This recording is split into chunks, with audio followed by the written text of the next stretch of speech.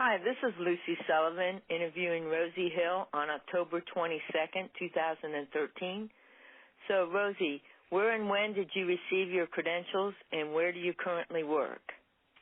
Well, I received my EEG registry in 1982. I received my Evoke Potential registry in 1993 and my CNM registry in 2001. I work at St. Luke's Hospital in Kansas City, Missouri. What drew you to EEG and diagnostics? Well, I really desire to work in the medical field, and my goal back in 1969 was to be an LPN. In fact, there was an LPN training program available at the time. I decided to go for it. I applied for it, and when I got there, the position had been closed. There was no longer any funds available to train people to be LPNs, and so I kind of missed out on that. And as a result of it, I was just there doing clerical work.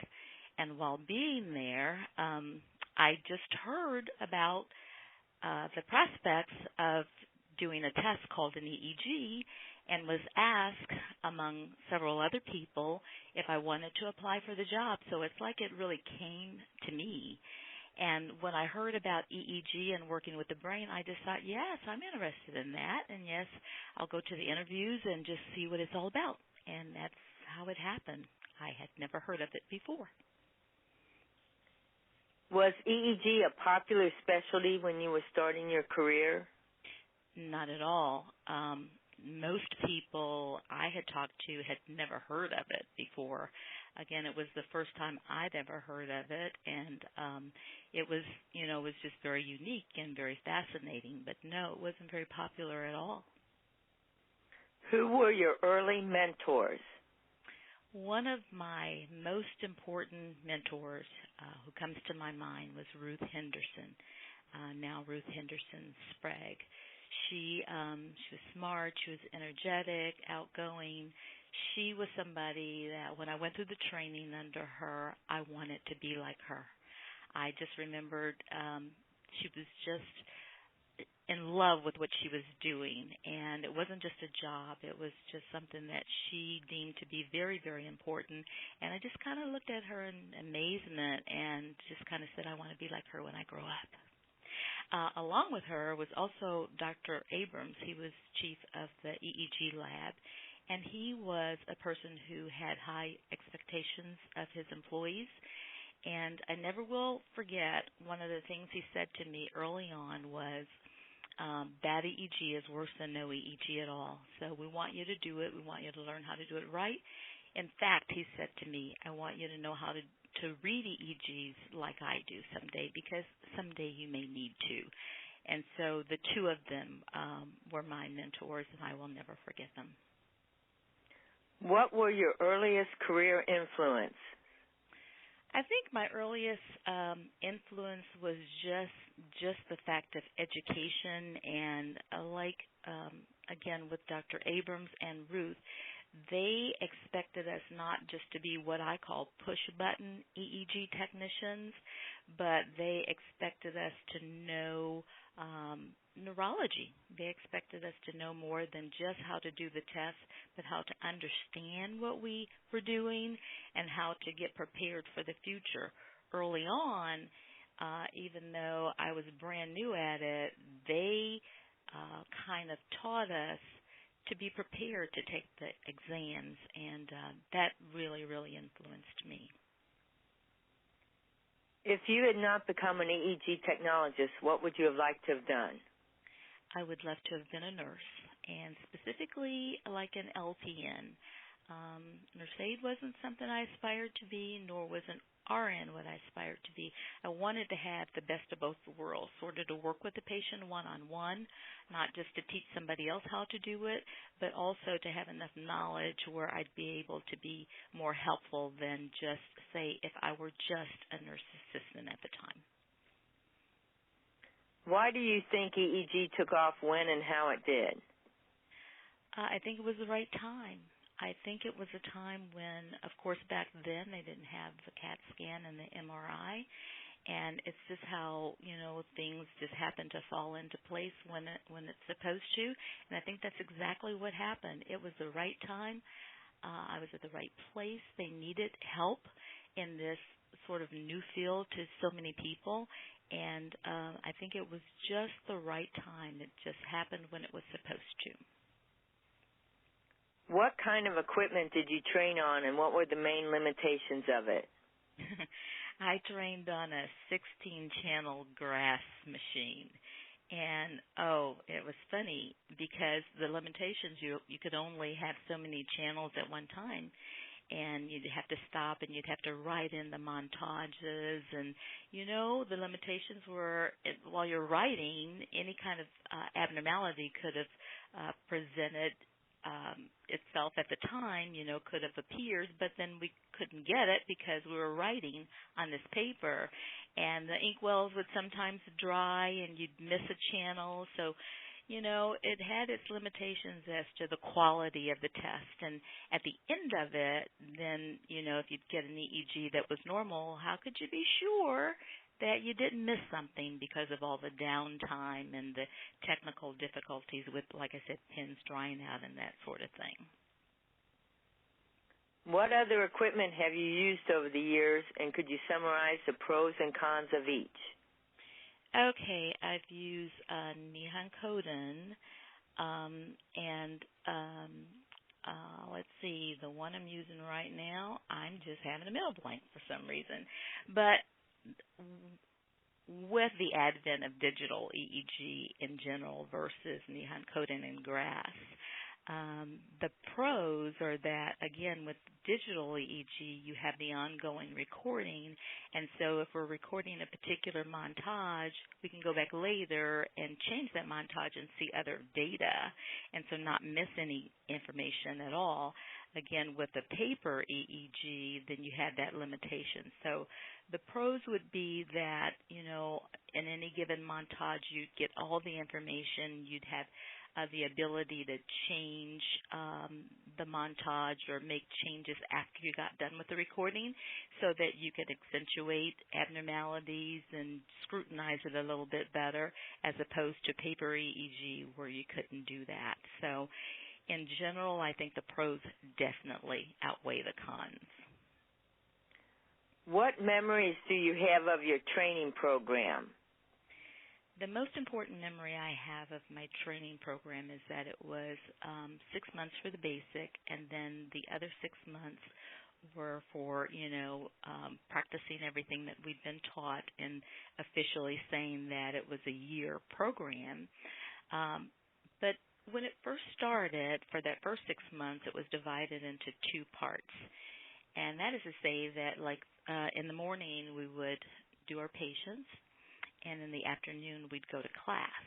Then once a week we'd have exams.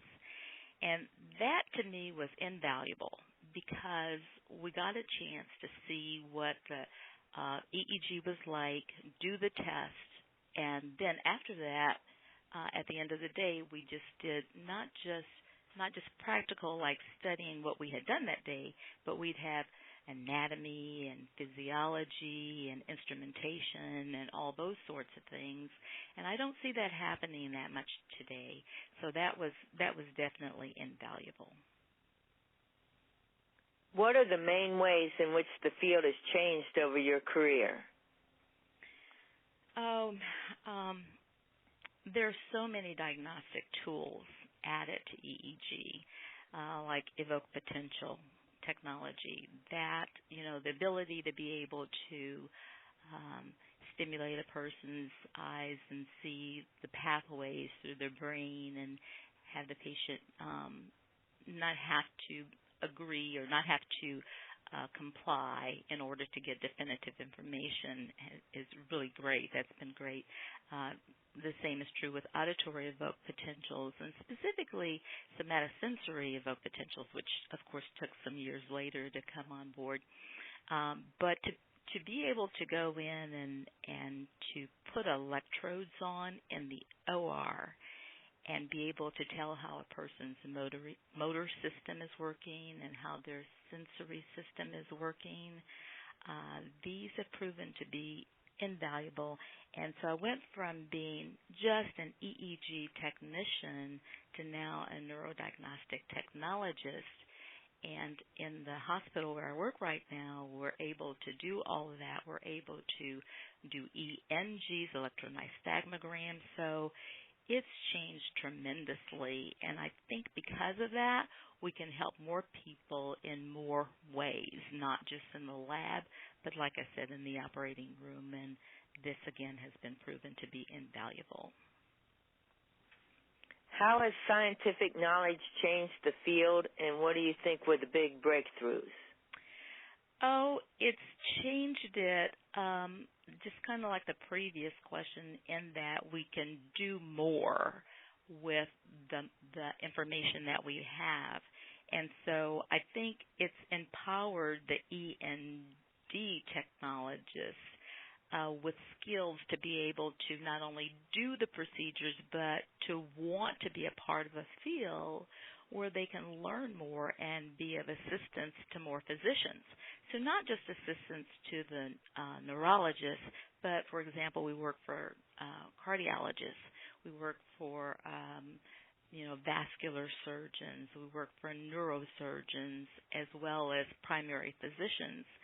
So I think that because we have this array of knowledge about the body, the entire neurological system, and how it works and how we can provide diagnostic information about so many different areas, this has just really been impactful.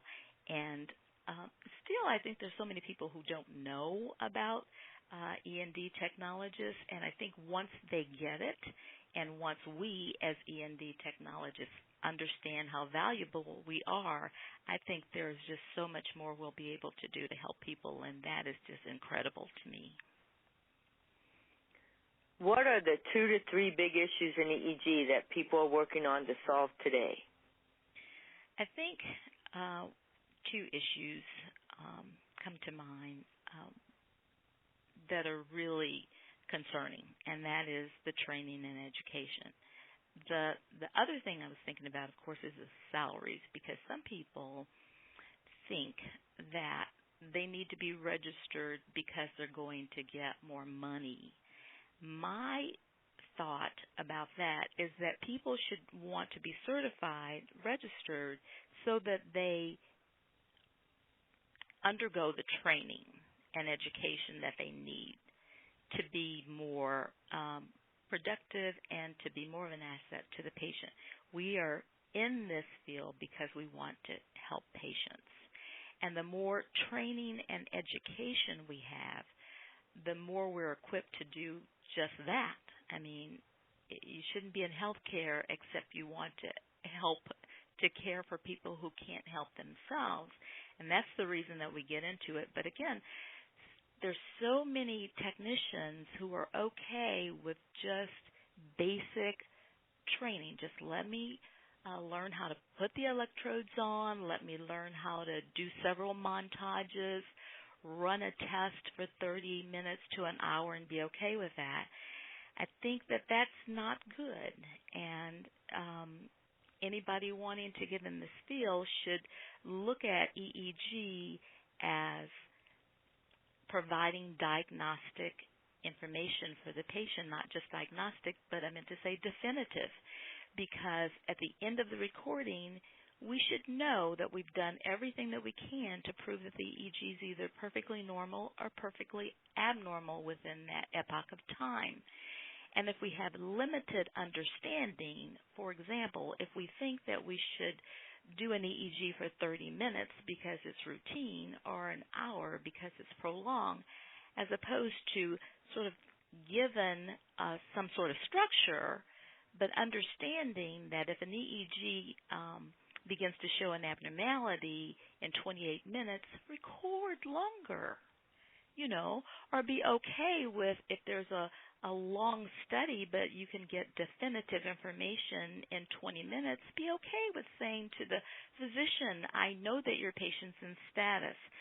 So I think it is a real issue, the training and the education, and of course we don't have enough schools. That's a big deal. That's a big issue, and one personally that I want to be a part of in this business is being able to train more, being able to help educate, being able to train technicians who want to be technologists and want to be the best, not just because they want a title behind their name, but because they truly want to care for patients. And again, that's the reason that we're here. What are the main areas of professional discussion or disagreement today? I think one of the main areas of both discussion and certainly disagreement is recording techniques. Again, how long do you do an EEG recording? How many electrodes do you have to put on?